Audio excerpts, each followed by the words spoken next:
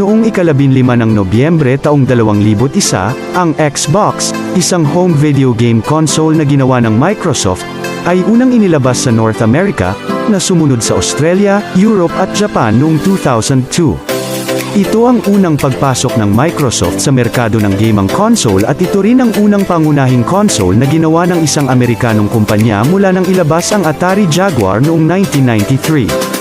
Ito ay kabilang sa 6th generation console, na nakikipagkumpetensya sa PlayStation 2 ng Sony, Dreamcast ng Sega at GameCube ng Nintendo.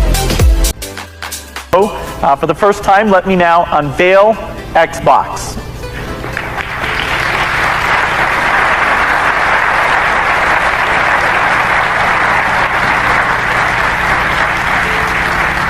As I said, the design here was driven by spending time with games.